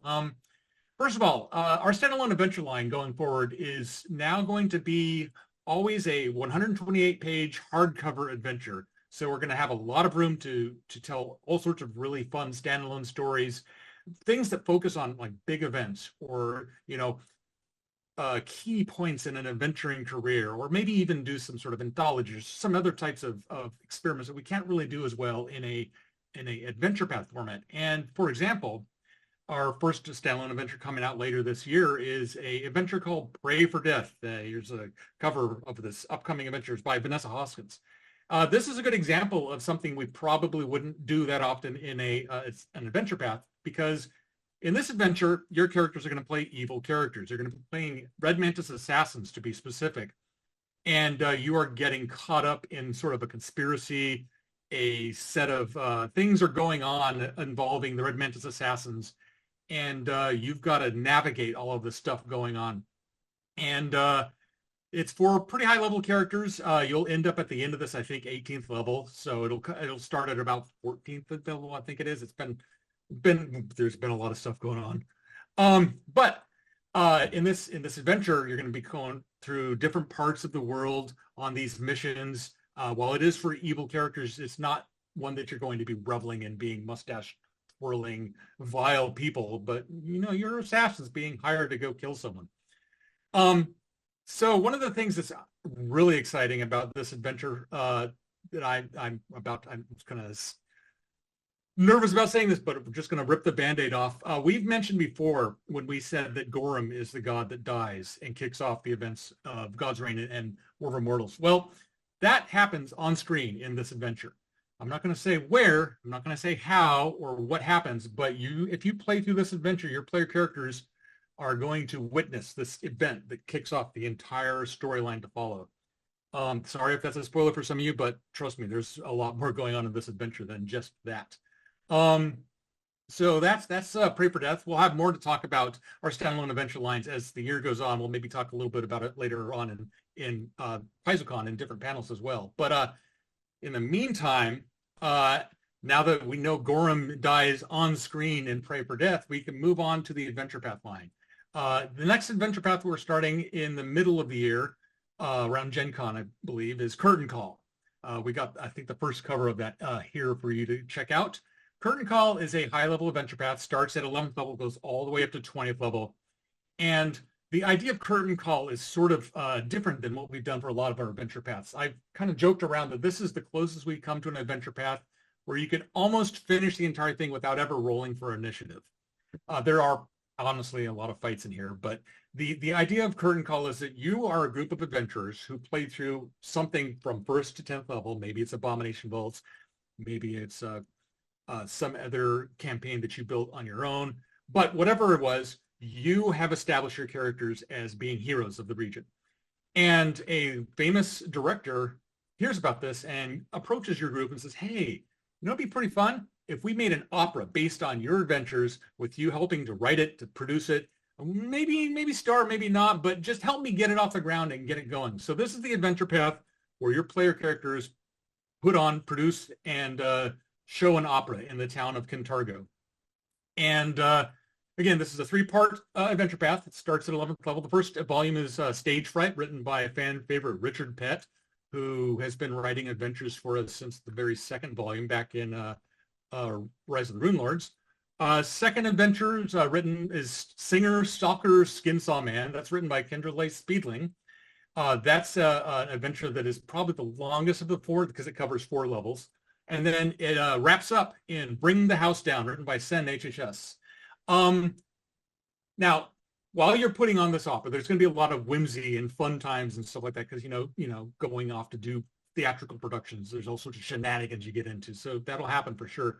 There's also going to be some serious times going on here. And some of that is, of course, this God's Reign, War of Immortals thing we've been talking about. When Curtain Call starts, none of that has happened yet. So you're going along in your adventure, and at some point during this 10-part adventure path, God's Reign happens. Gorham dies. Things go crazy. Things get wild. And how that impacts your ongoing quest to just put on a fun little opera is a big part of what this story is exploring. And so the whole Gorham element isn't going to be front and center in this adventure. It's more about how those events impact the world, how those events impact other gods out who maybe aren't killed, but some other weird things start happening. And it's going to be something that we're going to keep doing as we go forward. War of Immortals is a bigger event than one adventure or one novel or one rulebook can contain. We're going to continue doing these sorts of things, exploring the ramifications of this whole event in several books going forward, and including several adventures. And speaking of that, let me kick it over to John Compton, who will have more information to talk about what's coming after Curtain Call and how God's Reign is impacting other parts of the world. Take it away, John. Hi, folks. I'm John Compton, senior developer at Paizo. I work on the AP line, and specifically, I want to talk to you a bit about one of the adventure paths that's coming up, specifically right after Curtain Call. We're going to be doing Triumph of the Tusk. This is a very orc-forward adventure path. Takes place entirely in Belixen, deals a whole bunch with the ramifications of the God's Reign and War of Immortals, but unlike the adventures that James just talked about, rather than this being something where you're going along, you're doing your orc thing or orc friend thing, and suddenly, boom, God's Reign, this is more of an aftermath sort of moment. So a couple weeks, couple months earlier, the God's Reign has happened, and the War of Immortals has really been at its peak. And now Belkzen is dealing with some of the fallout. This is pretty relevant because the War of Immortals, like, kind of sad if only Gorham were going to die, but we have a lot of god death, a lot of god maiming, and all that good stuff. So nice pantheon you got there, Belkzen. Be a shame if like half of it were to get completely bonked over the head and or replaced with some other characters. And that may or may not be exactly what just happened.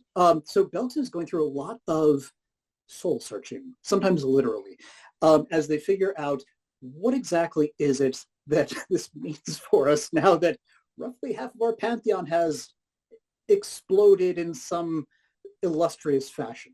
But also we have a couple of other things happening, like you may know that Grask Uldeth was this orc visionary who was in control of Belkzen about 5 years ago or so, and was kind of starting to open it up.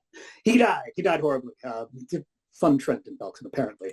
And his successor, Ardex the Whitehair, has stepped in this Lost Omens era of campaign setting production we have, and has kind of continued that policy. And he's trying his best to open up Belkzen to the wider world and say, like, it's open for business. Like, come here. Vacation destination, who even knows?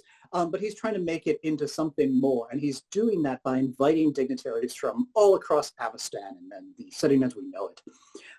Unfortunately, most people are not exactly excited to go to Belkzen, no matter how nice they claim orcs are these days. So instead, they're sending you, the PCs. The PCs are basically minor dignitaries or fortune seekers who are representing various foreign interests and saying, like, you're the sacrificial lambs, you go forth. Tell us if Belkzen's nice, or send back your body, who knows? And so one of the themes that you're going to see in this adventure pack of 3 volumes is that you start off being a little coddled, a little protected, because you are a valuable commodity to Ardex the Whitehair. Your continued survival and happiness is important to his political ambitions. But as you go through the adventure path, you're going to find that more and more autonomy, responsibility, and just exciting action-packed possibility is thrown your way as you take a greater and greater lead in things. So when I was sending this adventure outline out to the authors, it came with a preamble that had 3 different headings. Orcs, orcs, orcs. And so basically those 3 headers are like, hey, orcs, this is an orc-forward adventure path. Let's go have some fun. Orcs? Wait a second, aren't those like the guys that we kind of roll initiatives whenever we encounter them? Aren't there like decades upon decades of tabletop RPG tradition of fighting anything that has green skin? Well, we kind of turned that on its head a little bit with goblins, so why not orcs as well? We're going to be showing off all the camaraderie, competition, philosophy, and physicality of orc culture. We're also going to be showing off tomorrow a bit of concept art that we've done internally in order to really revisit and explore orc culture and visuals. And this is, let's remember that Belkzen in first edition was presented as a very chaotic, evil-oriented location. You're going to find that it's a little bit less unholy these days, but even so, this is an adventure path that does accommodate a wide range of moral compasses. So if you want to be playing heroes, fantastic. If you want to play a little bit more edgy and violent, that's also fine. We have adventure paths for that. So just to kind of summarize a little bit, you got the Flood Truce, which is when all the rains come in, all the orcs are supposed to be kind of peaceful. You're there as part of this grand safari of diplomacy. It's an adventure. Poo's going to hit the fan. It's all a matter of what kind of poo that is and what happens after the fact, and that is going to involve a whole bunch of stuff that might be tied into, for example, the Gravelands to the south, the complete destruction of a big part of the Pantheon. So when you combine undead with a, oh no, we don't have as many gods looking out for us sort of storyline, there are countless things that could be happening as a result. But really, a lot of this story wouldn't be possible without those orc pantheon changes. And we're going to be highlighting a lot of the current and future orc pantheon changes in one of our upcoming books, Divine Mysteries, which is going to be presented in just a moment by Luis Loza. But before I sign off, I want to let people know that tomorrow at 10 a.m., James Jacobs and I, as well as a couple of colleagues, are going to be on an Adventure Path panel where we'll be showing off that concept art and announcing the first AP of 2025. One other thing before I send things over to Luis, I also want to make sure that I'm letting people know about what these titles and authors are. We have first The Resurrection Flood by Brian Duckwitz. We have Hoof, Cinder, and Storm by David Schwartz and Shay Snow. And then finally, we have Destroyer's Doom by Kendra Lee Speedling. This is an adventure path that will take you from levels 3 to 11. Thanks, John. Hi, everyone. I'm Luis Loza, Creative Director for the rules and lore side of Pathfinder things. Yeah, as John mentioned, there's some changes coming to the Orc Pantheon. If you want to learn a little bit more about what's going on with that, I think you could check out probably this wonderful book here, Divine Mysteries, Lost Oven's Divine Mysteries, featuring our new core god stepping into that empty slot that just kind of unfortunately got opened up recently. That's Erasni hanging out with Yavali, the little and the soy psychopomp, who wrote this whole book. In setting is being presented as a writing by her. But this book is our update to everything gods related. If you had a favorite god in second edition so far, this book will get you up to date on what they're doing, or at the very least get you their updated remastered stat block, and be the kind of central source for all things divine going forward from here. So if you liked our previous take on this kind of thing, Lost Omens, Gods, and Magic, this book covers all of the core deities that were presented there, plus, newly placed Erasni with expanded lore entries, remastered entries, a lot of lore information and cool artwork and extra little tidbits here and there for you. It also updates a lot of the other gods that we mentioned, like Apsu and Kazutal, Nocticula, Xiphus. Those are gods that we've had in the past before. But it also presents a lot of new deities in this book, some never before seen, like Atrogony, the god of curiosity, manifestation, familiars, and witches, or Genzaeri, the god of battlefields, modernization, negotiation, and tactics, or even something a little chiller, something like Izuyaku, the god of balance, strength, health, and hot springs. There's a lot to be seen here, and there's been a lot of categories of gods, a lot of shakeups and stuff. So we wanted to go back and also look at some of the groupings of gods that we've had in the past. Things like our demon lords and imperial lords, monitored demigods, those are all presented here again.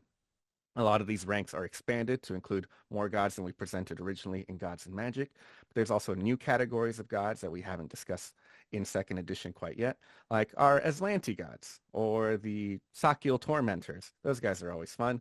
And, just to kind of complement those, there's the Coatl Tribunal, who are actually working against the workings of Sakiels. If you know that story, good on you. Fun little lore tidbit. But there's a lot more to explore here. There's lots of interesting things like pantheons. There are new pantheons in here. There is a new grouping of gods similar to a pantheon that we call a covenant that allows for new sources of power that you'll learn more about in the future. But it also allows for things like the Esoteric Order of the Palatine Eye to receive divine power in some way. Pretty interesting stuff.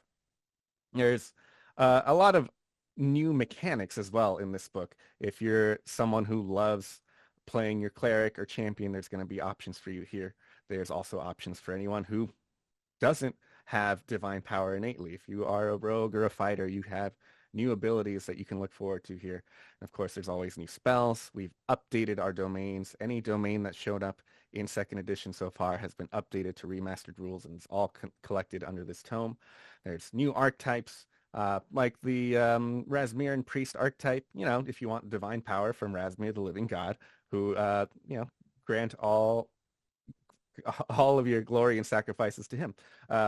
There's lots to be seen in this book. It's 328 pages at this point, and it's just jam-packed with lots of material. It'll be your resource for just a lot of great gods, great mechanics, and just a lot of new insights into what makes things divine. It is Divine Mysteries after all, and there's lots to be seen here and yet to be explored.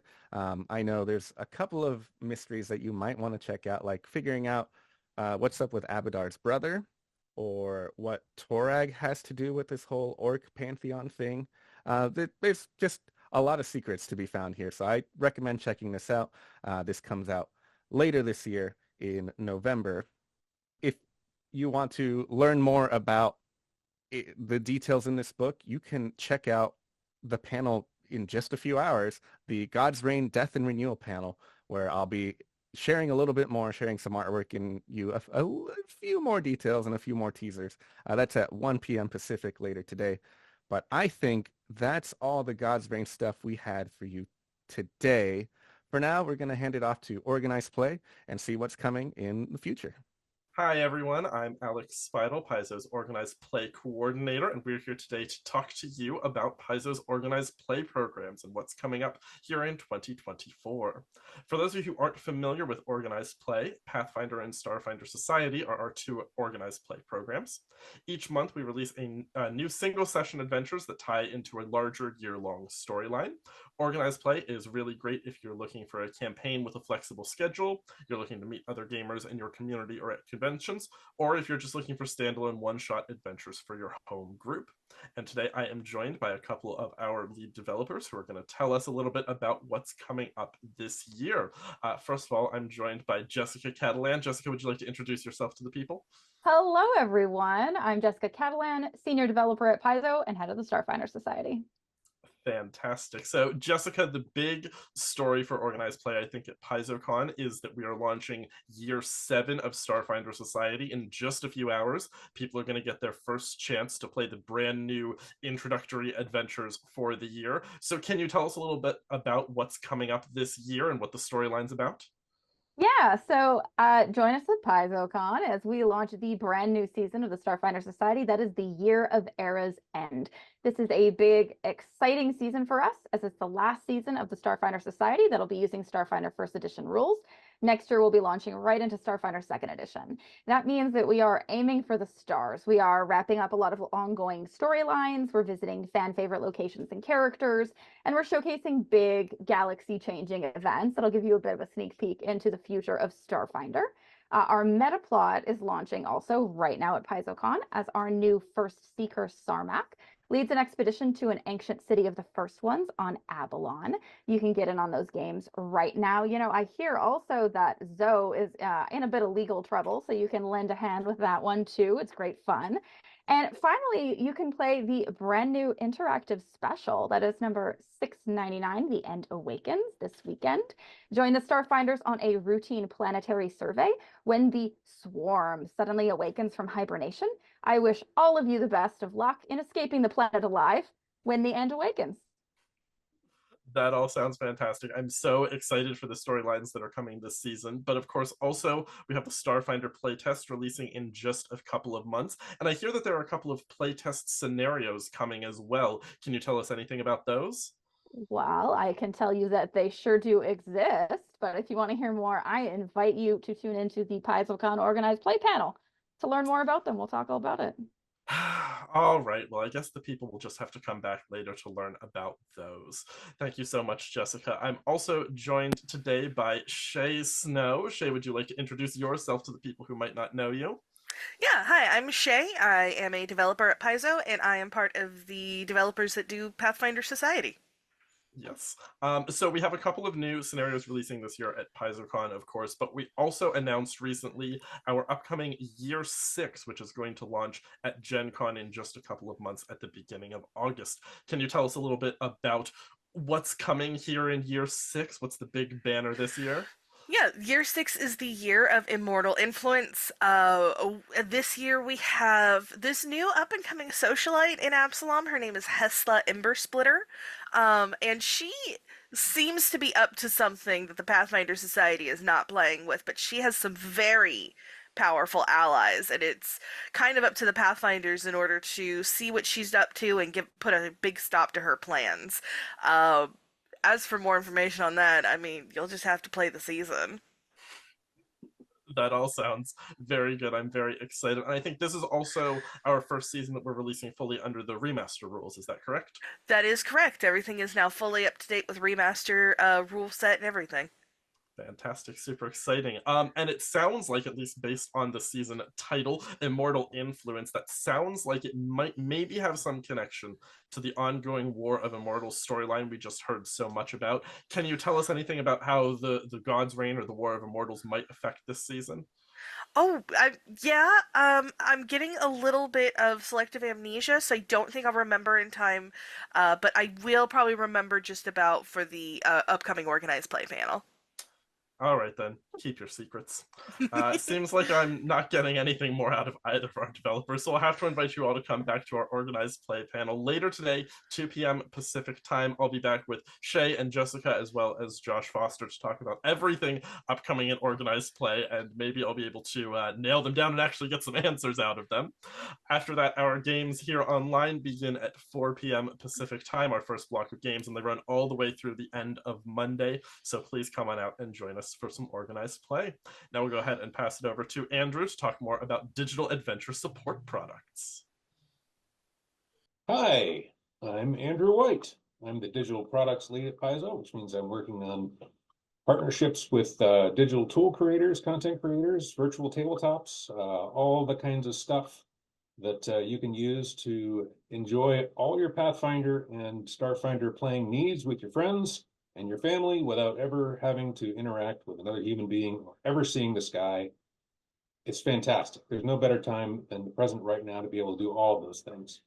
And of course, as convenient as all that is for people whose schedules don't allow for regular sessions, or if your friends live in other states or even other countries, it's becoming more and more convenient for people to integrate laptops or other digital devices into their tabletop play. And a lot of these tools are just as convenient for looking up rules on the fly or managing dice rolls or even creating cool visual backdrops and stuff for people to enjoy while they're all sitting around the table.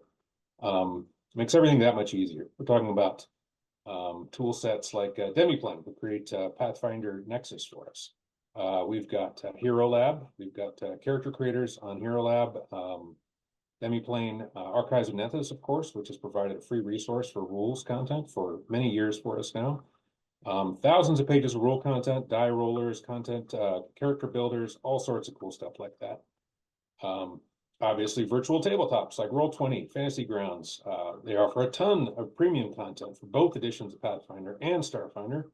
Rule books, accessories, adventures, adventure paths, all that stuff. We've got a whole bunch of independent creators producing Pathfinder and Starfinder content and online tools, and a bunch of those people have their own channels right here at PaizoCon in the event Discord, where you can attend demos and panels and see what they're up to and even participate in some content creation. We've got a lot of cool events that we've put on our schedule there. And of course, you've got all the stuff that we've been producing for Foundry Virtual Tabletop, another one of our partners, with our good friends at Metamorphic Studios. And all of that content is available exclusively on Paizo.com. A whole bunch of that is discounted right now. So if you've been seeing all of our amazing Adventure Path conversions in actual plays and screenshots and thinking, I want to try some of that, but you haven't actually taken the plunge yet, Foundry Virtual Tabletop is also having their annual anniversary sale right now. So you can hop over there, buy a license, and then use the money that you saved to buy some of our top tier first party Foundry Virtual Tabletop content. Talking stuff like we have 9 full adventure paths right now. We've got some standalone modules like Rusthenge, Beginner Box. We've got the Bestiary token pack. We've got the Harrow deck. We've got starting with 7 Dooms for Sandpoint. We've even got original music from Michael Gelfi Studios, one of the premium producers of not just virtual tabletop, but just tabletop RPG music. 7 Dooms for Sandpoint now has its own original soundtrack, and we are planning on producing more of those in addition to some other musical content to go with some of our other stuff. And now it seems like a good time to mention some of the other things that we're going to be working on and releasing over the next year or so. Number one, we're going to be producing a full module conversion of Pray for Death, the standalone Red Mantis Assassin module, which is going to be coming out in July. We're also going to be producing a brand new token set, package of tokens with all of the monsters from the Monster Core book, including both the ones that appeared at the Bestiary earlier and all of the brand new art that's exclusive to Monster Core. But all of these tokens are going to be supporting Foundry version 12's dynamic token frame engine, which allows you to automatically, allows the system developers to automatically apply effects to those tokens to represent conditions or when they take damage or when they receive healing and stuff like that, just dynamically on the token itself. So even if you already have the existing Bestiary token pack, all of this stuff is going to be brand new and it's going to be super cool. I'm really looking forward to seeing that.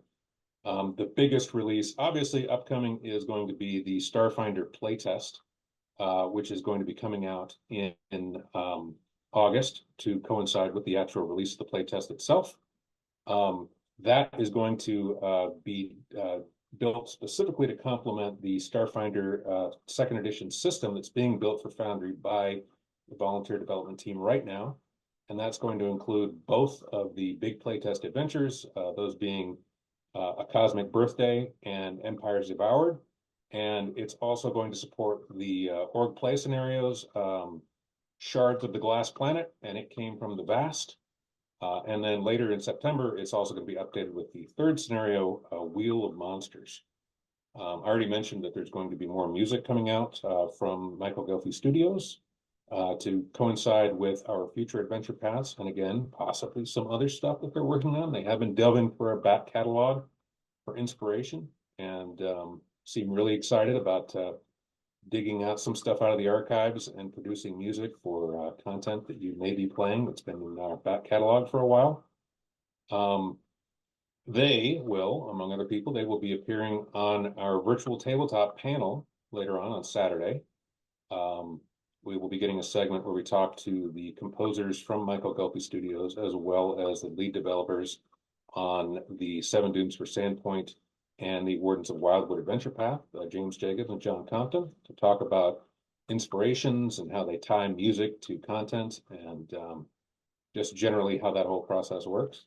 And we will also be getting some visits from the system developers, the Pathfinder Second Edition system developers for Foundry Virtual Tabletop, where they can talk about some of the stuff they're working on for Pathfinder, as well as some of the stuff that's coming up for the new Starfinder system. And that should be super exciting too.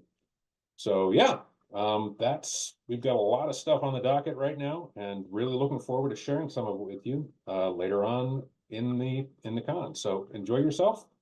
I'm gonna pass this off to Mark Moreland and John Morgantini to talk about community and licensing stuff. Hi, I am John Morgantini, Paizo's community and social media manager.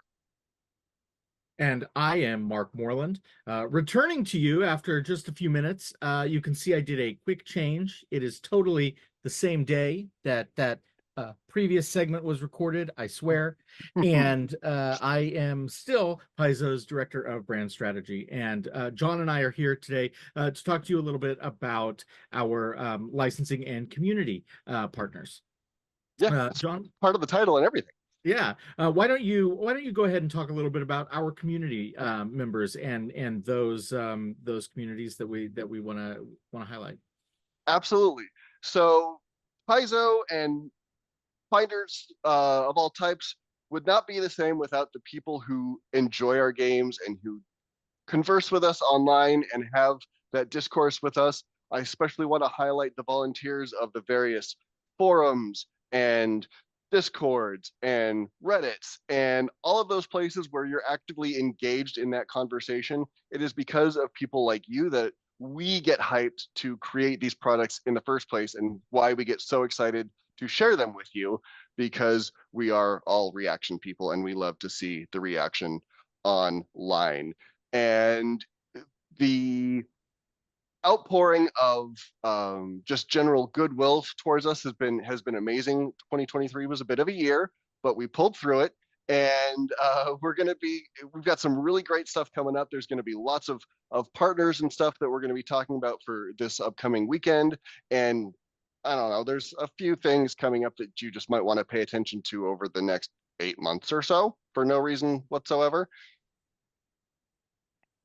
Yeah, I specifically want to call out those volunteers who are working on officially partnered communities that we have. The volunteers working on Archives of Nethys, keeping that up to date. Those working on the Foundry content team. Those are those are volunteer groups. Those are passionate members of the community, just like yourselves, who have decided to put their time into making the community better and working on tools which are officially licensed by Paizo, and we couldn't be more grateful for your work. So to you volunteers, keep up the great work. We really appreciate it. Paizo, Pathfinder, Starfinder would not be what they are without you. So thank you very much. Yeah. That's what I've got. There is one other community that I think we should definitely mention, and that is the Pathfinder Infinite and Starfinder Infinite content creation community, which is run by our partners at Drive-Thru RPG. Those marketplaces allow for fans, GMs, content creators, basically anyone who is playing Pathfinder or Starfinder to create their own Pathfinder and Starfinder content using Paizo's IP, not just the rules, which anyone can use under the ORC or the OGL, but to use our settings, to use our characters, to expand on those stories and narratives that are otherwise inaccessible to third-party publishers. This allows you to create those things. We give you tools and other things to use for those creations, and then to sell them on that marketplace so that you can get some compensation for the hard work you're putting into it. It's a thriving community. It's been around for about 3.5 years now. I think. What's math? Who knows? I'm a words person. Anyway, and it continues to grow. The Infinite Masters are a group of the most active and best-selling content creators on the platform, and they continue to really act as cheerleaders and leaders in general of that community, and really setting a great example. So you can find those on PathfinderInfinite.com or StarfinderInfinite.com, and I believe they've got a special PaizoCon bundle running during the show. Be sure to check that out. That's a great way for you to get a lot of content for a very low price, and that money will go back to those actual creators who've added more character options and adventures and rules stuff to the Pathfinder and Starfinder settings. Speaking of the partners and the communities that we're going to see here at PaizoCon specifically this weekend, I want to call out a couple of them. So BCOM is going to be having a panel on Sunday to talk about their new game that's coming out. You might see a familiar beard on that particular panel if you pay close attention. I'm very excited to chat with them about what's going to be going on with Abomination Vaults, which I'm super thrilled with. And WizKids is going to be having a paint along, and they are going to be teaching you how to do a step-by-step of any mini, really. And I'm very excited to watch that as well, because I do not have the patience to paint minis. I applaud all of you who do, because that's definitely not my thing. But so there's just a ton of partners that are going to be featured and have their own things. So make sure you come and hang out with us in the Discords and check out the panels. And there's going to be all kinds of places for you to reach out, interact, ask questions, and engage with them this weekend. We hope you have a lot of fun. I think that's about all that we have at this point. We don't have any large announcements to make on behalf of our licensees or communities. A lot of them are potentially going to use the platform they'll have this weekend when they are running their own panels or on their own Discords to make those announcements. And we, as John said, encourage you to go and participate in those. Paizo or Pathfinder and Starfinder are more than just Paizo, and we really value our partners and want you to check out their stuff as well, because you just might like it. Yeah, so with that, thank you for listening to this portion. I'm going to pass it now to close things off back to our publisher and Chief Creative Officer, Eric Mona. Hold on. Just wait a minute. There's one more thing we have to talk about. A few months back, we launched a project over at BackerKit that invited you to follow us on that page to learn more about a new, exciting board game from us at Paizo. Today, I am happy to announce that this fall, we will be launching Pathfinder Quest, a cooperative adventure board game for 1 to 4 players. This game is something that Paizo Games lead designer Joe Piscini and I have been working on for quite a while now. So I'm going to turn it over to him to give you an idea of what this game is all about. Thanks, Jason. In Pathfinder Quest, you and up to 3 friends are going to embark on an epic campaign through a series of fast-paced adventures where the choices you make will ultimately determine the fate of Darkmoon Vale. Like in Pathfinder, you're going to choose an ancestry and a class to create your own unique character, and you'll grow in power after each adventure. Throughout the game, you'll be presented with choices and rolling a few 6-sided dice, both in combat and during exploration. And your choices will have immediate and long-term impact, making every campaign of Pathfinder Quest unique. We cannot wait to bring this game to you later this year through BackerKit. Pathfinder Quest includes miniatures, dice, hundreds of cards, dozens of map tiles, an adventure book, a challenge book, and a few other surprises as well. If you follow us at this QR code and sign up to receive news and alerts about the campaign before it launches, we will even include a special Pathfinder Quest metal coin with your pledge, so sign up today. We'll be talking a lot more about this game in the coming months as we get closer to the launch of the crowdfunding campaign. We are so excited to share this epic quest with you. And with that, I'll now turn it back to Eric to give his closing remark. Whoa, Pathfinder Quest. Wow, Jason, thank you. That is going to be amazing. Be sure that you go to paizo.me/Pathfinder Quest, case sensitive, capital P, capital Q, and you will be alerted the moment that campaign goes live. It's gonna be a live one. It is very exciting. I have seen some of the design for this game, and it is going to be a real cracker. I hope you like it as much as we do, and I trust that you will think it's cool, because it is cool. So anyway, paizo.me/Pathfinder Quest will get you on the list to be alerted to jump onto that opportunity as soon as possible. On behalf of everyone here in the keynote and everyone working behind the scenes tirelessly, like Paizo's event staff, Paizo's website staff, Paizo's customer service, and eventually the folks will be sending out all of that discounted stuff in the warehouse. We all thank you for your interest and your support of Paizo. We love that you're discovering Pathfinder and Starfinder, or if you've been here all along, it's Old Home Week here at PaizoCon Online, and we're thrilled to see you once again. Once again, check out the entire schedule of events on paizo.com/PaizoCon.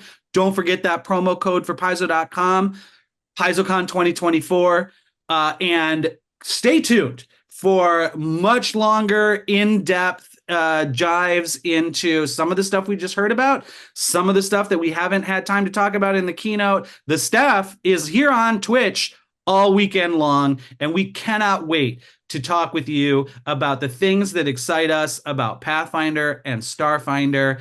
Welcome to PaizoCon 2024. We are thrilled to have you. Always roll high. Try not to let your characters die. Have a great PaizoCon. We're thrilled to have you here. Bye, everybody.